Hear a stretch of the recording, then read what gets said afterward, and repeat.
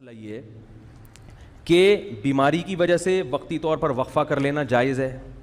سمجھ میں آ رہی ہو بات؟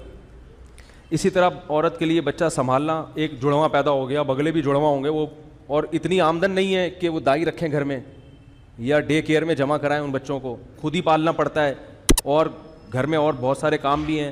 تو اس نیت سے اگر کوئی کرنا چاہے وقفہ تو اللہ کی طرف سے پابندی بولو بھائی نہیں ہے. سمجھ میں آ رہی ہے بات؟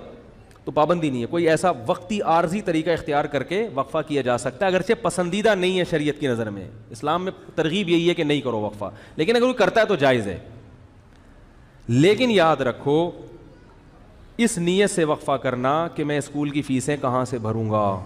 تمام علماء چاہے دیوبندی ہوں، بریلوی ہوں، اہل حدیث ہوں، چاہے وہ عرب ہوں چاہے وہ عجم ہوں، اس پہ پوری دنیا کے علماء کا ایک اجلاس ہوا تھا، دلائل سے بحث ہوئی تھی. سب کا متفقہ فتویٰ ہے کہ اس نیت سے کہ میری جیب پہ بوجھ نہ پڑ جائے، اس نیت سے وقفہ کرنا حرام ہے، گناہ کبیرہ ہے، اللہ پہ الزام ہے، اللہ کے عذاب کو دعوت دینے والی بات ہے. اللہ کو غضب آئے گا. جس خدا نے تجھے پلا کے اتنا بڑا کر دیا، تو یہ سمجھتا ہے کہ تیرے باپ کی کیلکولیشن کی وجہ سے تو پلا ہے، اب تو اگلی نسل کو اس لیے روک رہا ہے کہ کھلائے، تو کھلاتا ہے یا میں کھلاتا ہوں.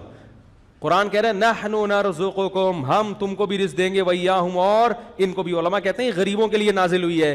اللہ نے پہلے ذکر کیا کہ تم کو بھی دیں گے، کیونکہ غریب کو ڈر ہوتا ہے میری روٹی نہ چھین لے بچہ، تو اللہ فرماتا ہے تجھے بھی ملے گا اس کی برکت سے، اور اس کو تو ملے گا ہی. اور آج کل زیادہ تر حمل جو روکا جا رہا ہے وہ اسی نیت سے کہ کھلائیں گے کہاں سے، تنخواہ میں پورا نہیں ہو رہا. سب کی زبان پہ یہی ہے. اسلام میں کیا ہے؟ فیملی پلاننگ والے کہتے ہیں پہلے انتظام کرو پیسوں کا، پھر بچے پیدا کرو. اسلام کہتا ہے نا نا نا نا نا نا نا نا نا.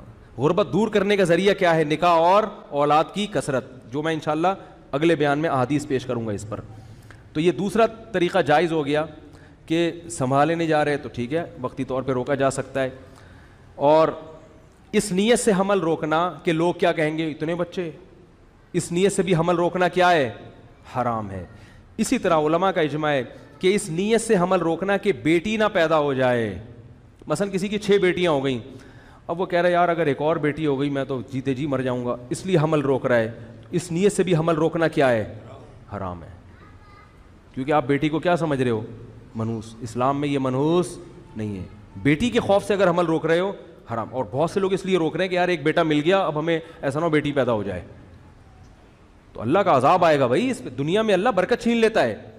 اور ایک آخری بات یہ کہ کسی بھی وجہ سے حمل روکا جا رہا ہو، آپریشن کر کے عورت کی بچہ دانی نکال دینا یا مرد کے لیے نس بندی کر لینا، تمام علماء کے نزدیک حرام. یہ آخری مسئلہ بیان کر کے بیان ختم کرتا ہوں.